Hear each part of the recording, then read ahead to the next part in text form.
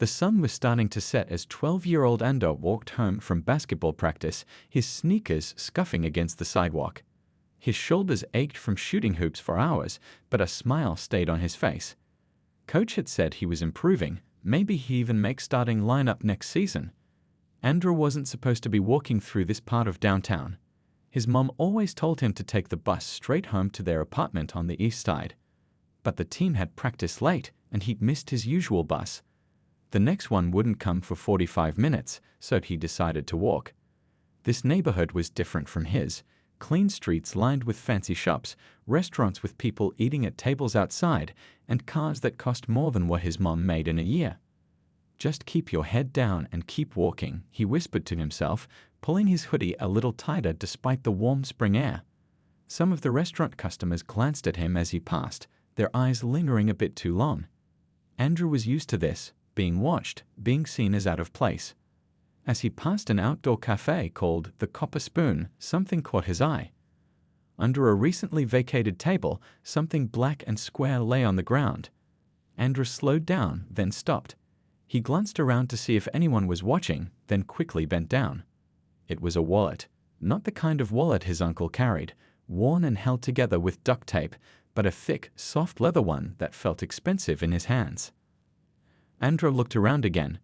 The waiter was busy clearing dishes from another table. No one was paying attention to him now. He could just put it in his pocket and keep walking. No one would know.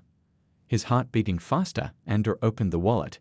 Inside were several platinum credit cards, arranged neatly in their slots. Behind them, he saw a driver's license with the photo of an older white man with silver hair and a serious expression. The name read Edward Harrington. And then Andrew saw the cash. More cash than he had ever seen in his life, neatly organized in the wallet's billfold. He pulled it out and counted quickly, $2,300. His hands trembled as he held the money. With that kind of money, his mom wouldn't have to work double shifts at the hospital anymore. His little sister could get the new glasses she needed. They could fix the leaky ceiling in their apartment. Maybe they could even buy a car so his mom didn't have to take the bus to work at 5 a.m. A voice inside his head spoke up. "Just take the money. Leave the wallet with the cards. He's rich. Look at those credit cards. He probably won't even miss it." Andrew stared at the money for another long moment. Then his mom's voice echoed in his mind. "Your character is what you do when nobody's watching." Every night before bed, she would remind him and his sister of this. Even after coming home exhausted from her shifts, she never forgot to say it. With a deep breath, Andrew put the money back in the wallet exactly as he'd found it. He looked at the driver's license again. The address was on Westfield Avenue, the richest part of town. It would be at least a 30-minute walk, and it would make him even later getting home. His mom would worry. Still, he knew what he had to do. Andrew pulled out his old flip phone, a hand-me-down from his mom when she'd gotten a slightly newer one. He dialed home. "Hey, Mom." "Yeah, practice ran late." He paused. "Listen, I need to make a stop before coming home. I found something that belongs to someone, and I need to return it." Another pause. "I know, but I have to do this. I'll be careful, I promise." After hanging up, Andrew put the phone and wallet in his pocket and started walking toward Westfield Avenue. The streets got cleaner and the buildings got taller as he walked. People in business suits passed him, some giving him strange looks, others moving to the other side of the sidewalk. When Andrew finally reached Westfield Avenue, he stood in awe, looking up at the towering buildings with their gleaming windows. Somewhere in one of these buildings was Edward Harrington, the man who had lost $2,300 and probably hadn't even noticed yet. Andrew took a deep breath and walked toward the most impressive building on the street. The doorman eyed him suspiciously as he approached. "Excuse me," Andrew said politely. "I need to see Mr. Edward Harrington. I found his wallet." The doorman at Harrington Towers looked Andrew up and down, his expression hardening. Andrew felt his mouth go dry as the man's eyes lingered on his worn sneakers, basketball shorts, and hoodie. "Can I help you?" the doorman asked, his tone making it clear that he doubted Andrew belonged anywhere near this building. "I found Mr. Harrington's wallet," Andrew said, pulling it carefully from his pocket to show the doorman. "I want to return it to him." The doorman's eyebrows shot up. He reached for the wallet, but Andrew pulled it back slightly. "Sorry, but I'd like to give it to Mr. Harrington myself. It has a lot of money in it." The doorman's eyes narrowed. "Mr. Harrington is a very busy man. I can make sure he gets it." Andor stood his ground, remembering how his mom always told him to be respectful but firm when he knew he was right. "I understand, sir, but I promised myself I'd put it directly in his hands. It's important to me." For a long moment, the doorman stared at Andra as if trying to figure him out. Finally, he sighed and picked up a phone at his station. "This is Frank at the front desk. There's a young man here who says he found Mr. Harrington's wallet." He paused, listening. "Yes, he insists on delivering it personally." Another pause. "Understood." The doorman hung up and gave Andor another appraising look. "Someone will be down to escort you up. Wait here." He pointed to a bench near the entrance. Andor sat nervously, the wallet feeling heavy in his pocket. He texted his mom again to let her know he was still okay. 5 minutes later, a woman in a sharp business suit approached him. "You found Mr. Harrington's wallet?" she asked. Andor nodded and stood up. "Yes, ma'am." "I'm Lisa, Mr. Harrington's assistant. He's actually in the building for a late meeting. Follow me." Andor followed her into an elevator with mirrors on all sides and soft music playing. He caught glimpses of himself from every angle, a skinny kid with close-cropped hair who looked totally out of place in this fancy building. "Did you check what's in the wallet?" Lisa asked as the elevator climbed higher and higher. "Yes," Andor admitted honestly. "I had to see who it belonged to so I could return it." "And everything is still there?" Andor met her eyes in the mirror. "Every dollar. My mom says that what you do when nobody's watching shows who you really are." Something in Lisa's expression softened. "Your mom sounds like a wise woman." The elevator doors opened directly into a large office with floor-to-ceiling windows overlooking the city. Andor had never been this high up in a building before. The lights of the city stretched out below like stars, making him momentarily forget why he was there. "Mr. Harrington, this is the young man who found your wallet," Lisa announced. A tall man with silver hair turned from the window. He was older than Andor had expected, maybe in his 60s, wearing an expensive suit with no tie and reading glasses perched on his nose. "Well, hello there," Mr. Harrington said, his voice deep and friendly. "You've saved me quite a headache, young man. I didn't even realize it was missing yet." Andor stepped forward and carefully handed him the wallet. "I found it under a table at the Copper Spoon, sir." Mr. Harrington opened the wallet and looked through it, his eyebrows rising slightly. He looked back at Andor with newfound interest. "Everything's here. Every card, every dollar." He studied Andor's face. "Many people would have kept this money." Andor shrugged. "It wasn't mine to keep." "What's your name, son?" "Andrew Johnson, sir." "Well, Andrew Johnson, honesty like yours is rare." Mr. Harrington reached into the wallet and pulled out several $100 bills. "Please take this as a reward." Andor stared at the money, his heart racing. That amount would help his family so much. His sister's glasses, the leaky ceiling, maybe even something special for his mom. But something didn't feel right about taking it. "Thank you, sir, but I can't accept that," Andor said, the words coming out before he could second-guess himself. "I didn't return your wallet for a reward." Mr. Harrington's eyes widened slightly, and he exchanged a glance with his assistant. Then he smiled, a real smile that made the corners of his eyes crinkle. "Now I'm even more impressed," he said, putting the money back in his wallet. "Tell me something, Andor. Why did you go to all this trouble?" Andor thought about it for a moment. "Because it was the right thing to do, and my mom would expect it of me." "Your mother sounds like an exceptional woman. I'd like to hear more about you and your family, if you don't mind sharing."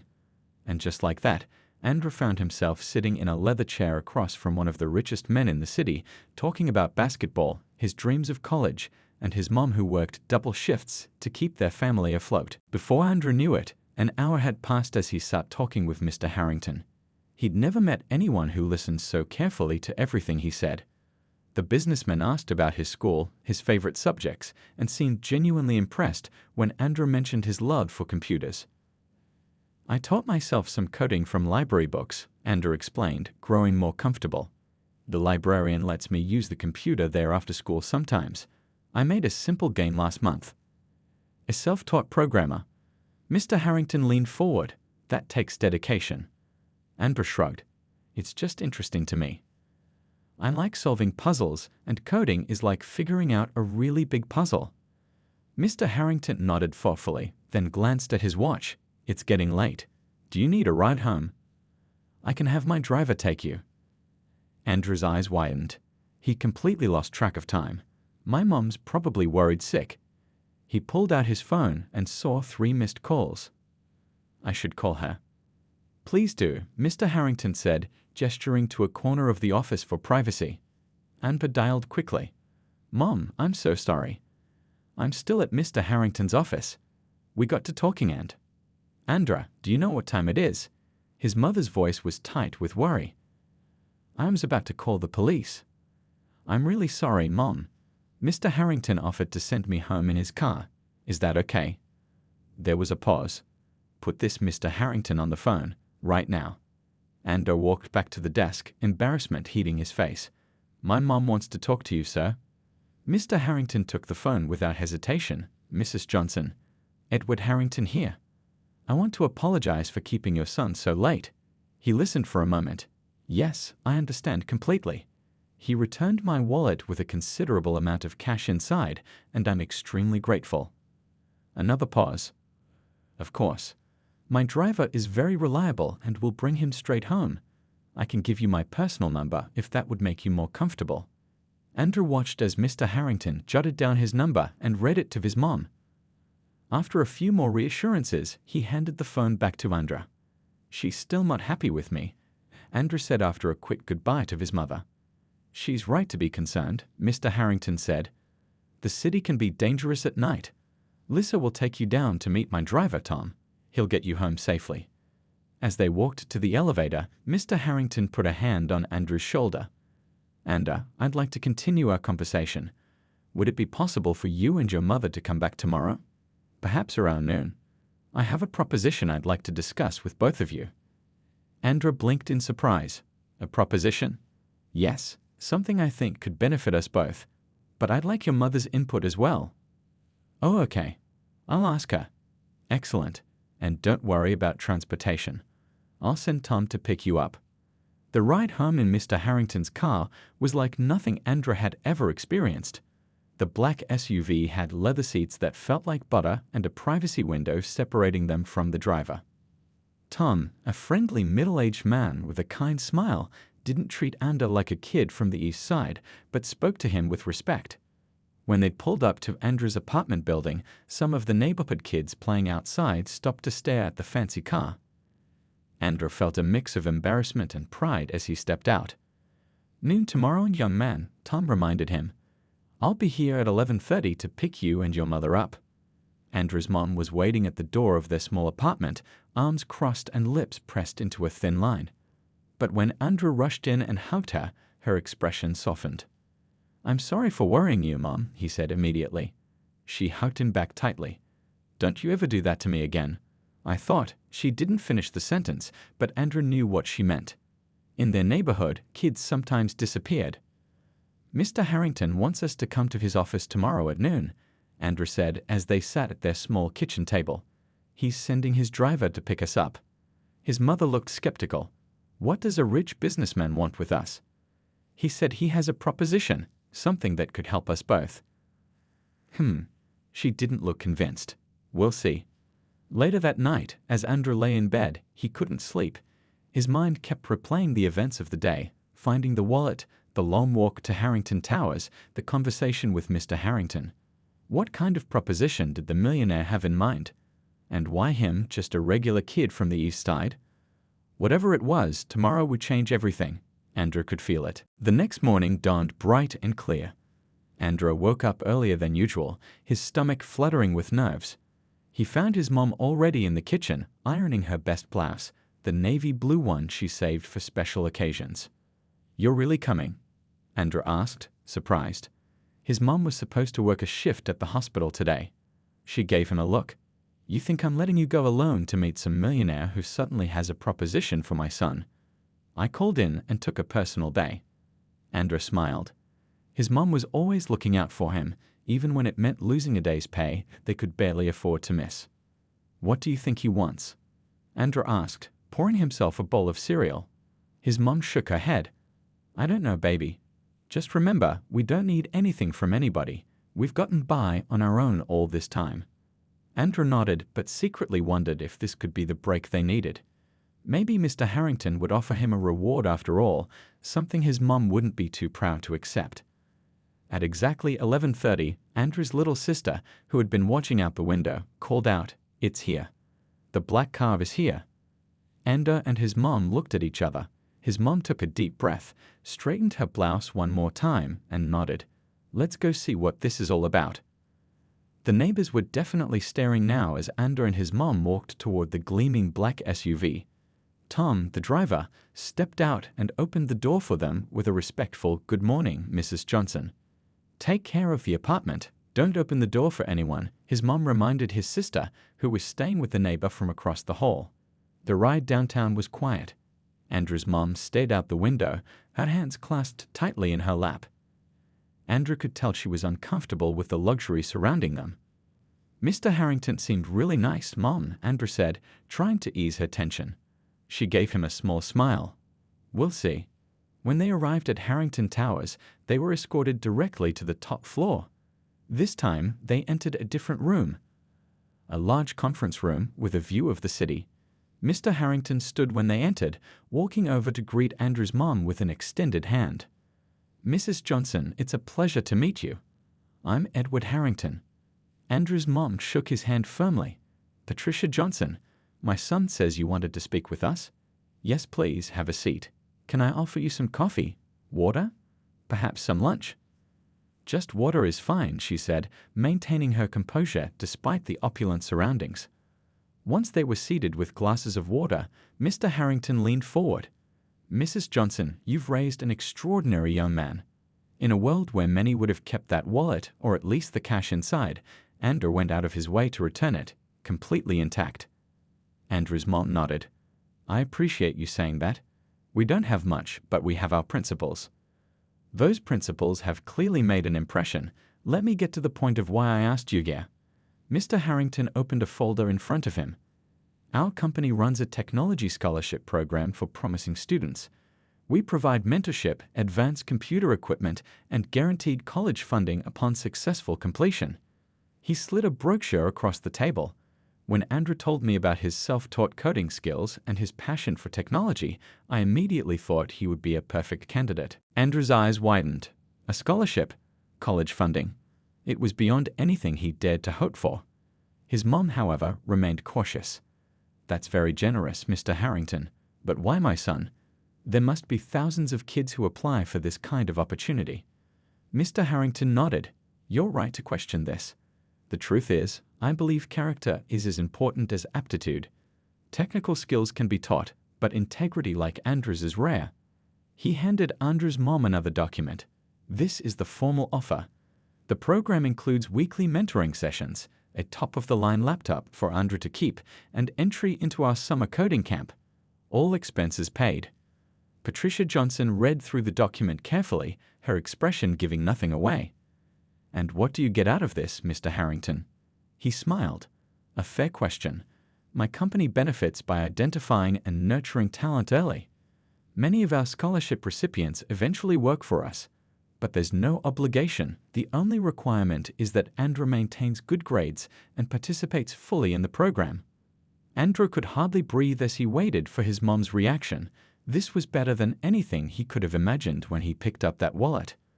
Also, Mr. Harrington continued, I understand you work at Metro Hospital. Andrew's mom nodded, surprise crossing her face. We happen to have an administrative position opening in our human resources department.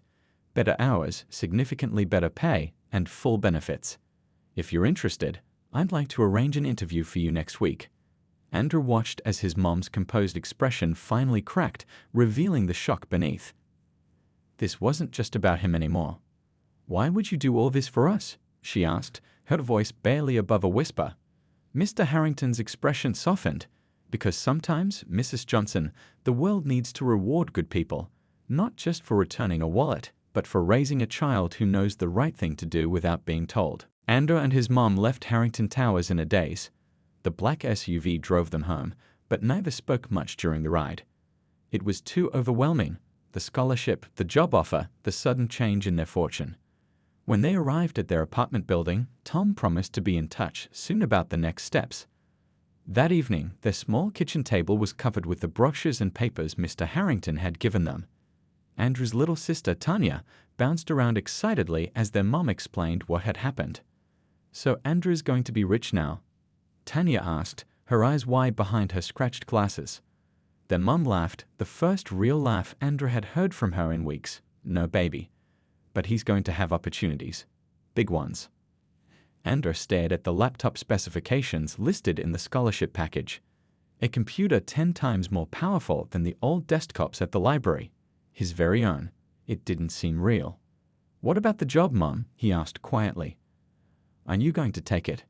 His mom sighed, her fingers tracing the salary figure on the job description. It was more than double what she made at the hospital, with regular hours instead of the exhausting night shifts she'd been working for years. "I don't know, baby. It seems too good to be true." But Mr. Harrington said, "I know what he said." She looked up at Andrew with tired eyes. "But in my experience, nothing comes free in this world." Later that night, after Tanya had gone to bed, Andrew found his mom sitting by the window, still looking through the paperwork. "You're worried," Andrew said, sitting across from her. She nodded slowly. "I'm proud of you, Andrew. So proud. But I need to be sure this is legitimate before we get our hopes up." The next morning, Andrew's mom did something unexpected. She called the hospital and took another day off. Then she spent hours researching Harrington Enterprises online at the public library. She read about their scholarship program, checked reviews from employees, and even found articles about Mr. Harrington's philanthropy work. By that afternoon, she had made her decision. "We're going to accept," she told Andrew when he got home from school. "But with conditions. I'm going to interview for that job on my own merits, not as a favor. And you're going to work twice as hard at school to prove you deserve that scholarship." Andrew nodded eagerly. "I will, Mom. I promise." 2 weeks later, everything changed. Andrew's mom aced her interview and started her new position at Harrington Enterprises.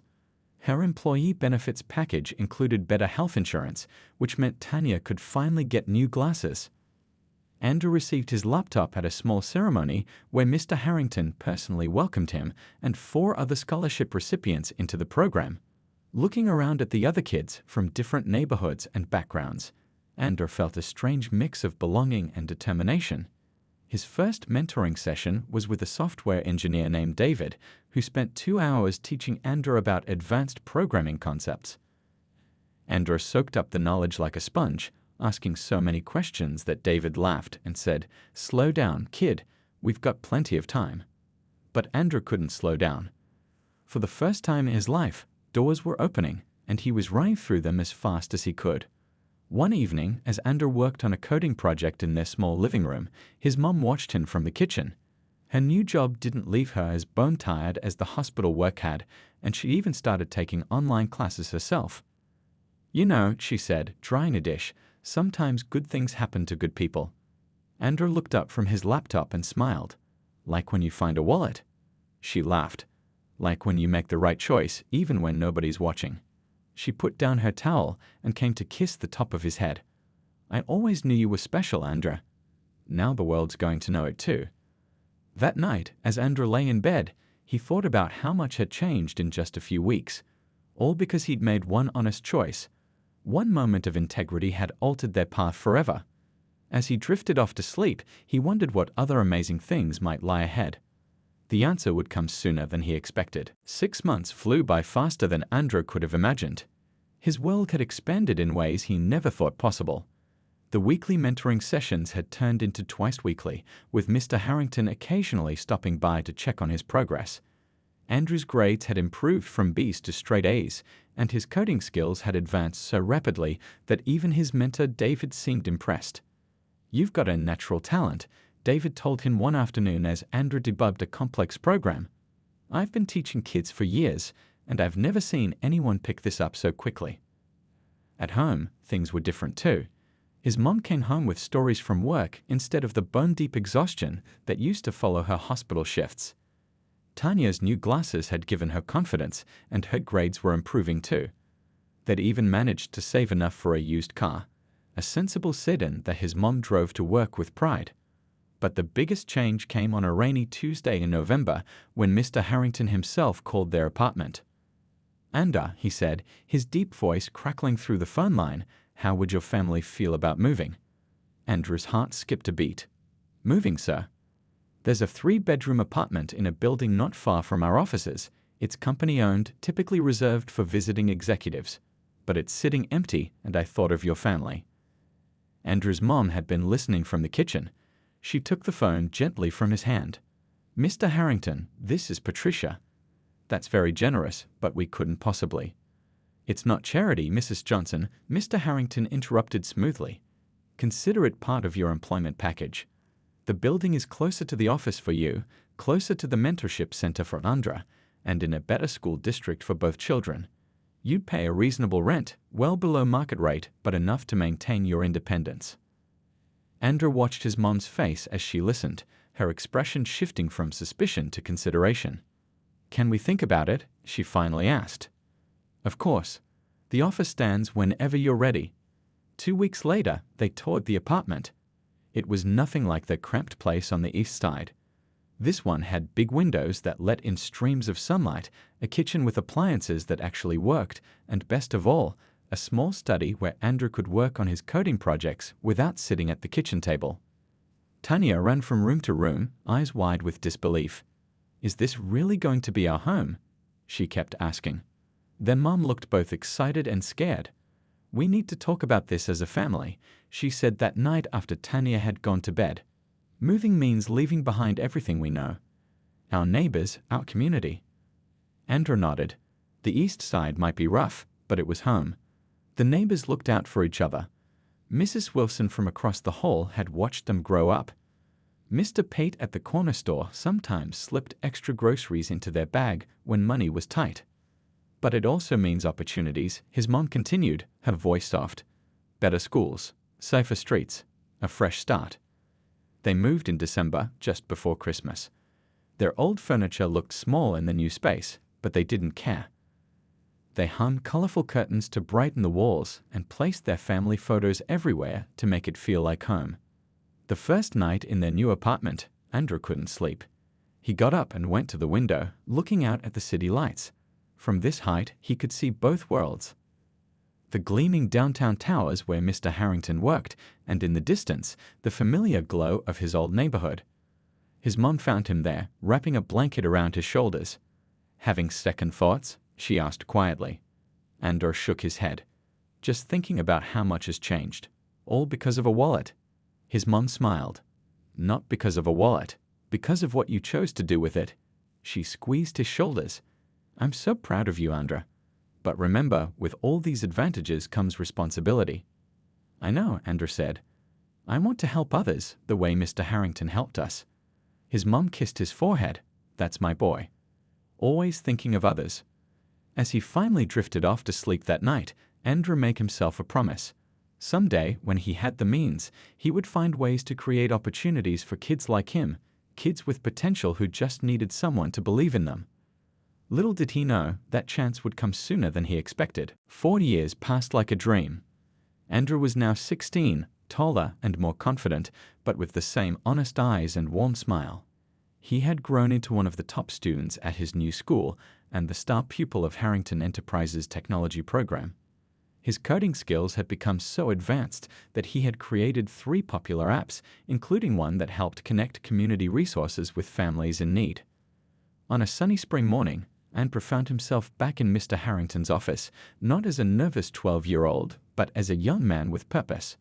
Mr. Harrington, now in his late 60s but still sharp as ever, smiled at Andrew from across his desk. "How's the scholarship program treating you?" Mr. Harrington asked. Andrew grinned. "It changed my life, sir. You know that." "And your mother? Your sister?" "Mom just got another promotion. She's taking night classes to finish her business degree too. And Tanya's talking about becoming a doctor. Says she wants to work back in our old neighborhood someday." Mr. Harrington nodded approvingly. "Your family makes the most of every opportunity. That's rare." Andrew looked down at the folder in his hands, suddenly nervous again. That's actually why I wanted to meet with you today. He handed over the folder. Inside was a detailed proposal, one he'd spent months perfecting. What's this? Mr. Harrington asked, putting on his reading glasses. It's a program I designed, like the scholarship that helped me, but with a twist. Andrew leaned forward eagerly. It would identify kids in my old neighborhood with potential, not just in technology, but in art, music, sports, whatever they're good at. Then connect them with mentors and resources. Mr. Harrington read through the proposal carefully, his expression thoughtful. The key difference, Andrew continued, is that the kids would have to commit to mentoring younger children themselves. A chain of helping others. I'm calling it the Wallet Project. Mr. Harrington looked up with raised eyebrows. The Wallet Project. Andrew smiled. Because one small action can change everything. For a long moment, Mr. Harrington just looked at him. Then he set the proposal down and leaned back in his chair. Do you know why I really helped your family, Andrew? It wasn't just because you returned my wallet. Andrew listened curiously. I grew up poor too, Mr. Harrington said quietly. In a neighborhood not so different from your old one. When I was 15, a businessman took a chance on me, gave me a job in his mailroom. That one opportunity changed the course of my life. He tapped Andrew's proposal. I've been waiting for you to come to me with something like this. Andrew's eyes widened. You have. The true measure of success isn't what you achieve for yourself, it's what you do for others. Mr. Harrington smiled. I'll fund your wallet project on one condition, you lead it. 6 months later, Andrew stood on a small stage in the community center of his old neighborhood. Behind him was a banner reading the Wallet Project, passing OP Opportunity forward. In front of him sat 20 kids between 10 and 16 years old, their eyes filled with the same mix of hope and skepticism he'd once felt. His mom and Tanya watched proudly from the side of the room. Mr. Harrington stood quietly in the back, observing but letting Andrew take the lead. 40 years ago, I found a wallet, Andrew began, his voice strong and clear. I could have kept it. No one would have known. But that one choice to do the right thing changed everything for me and my family. He looked at each young face in turn. Today isn't about wallets, though. It's about recognizing that each of you has something special to offer the world. Maybe you're good at math, or drawing, or making people laugh. Maybe you're a natural leader or a born inventor. A small boy in the front row raised his hand. But what if nobody believes in us? Andrew smiled. That's why we're here. To believe in you until you believe in yourself. From the back of the room, Mr. Harrington watched the young man he'd come to think of as a son. The boy who had once returned a wallet had become a young man returning so much more to his community, hope, opportunity, and the belief that integrity matters. As Andrew continued speaking to the children, Mr. Harrington thought about the ripple effect of that one small act of honesty.